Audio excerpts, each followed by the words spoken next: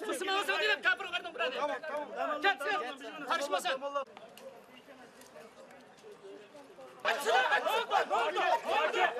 Sakin ol da sakin. Yaptık. Ne yaptık?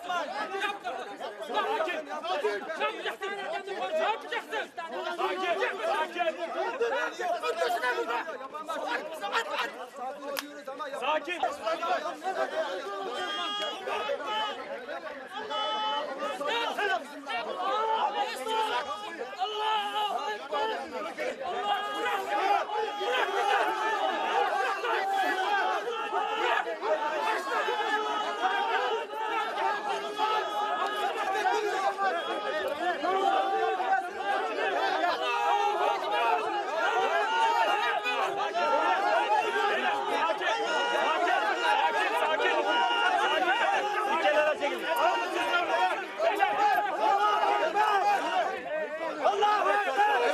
İzin vermiyoruz. Yaşasın!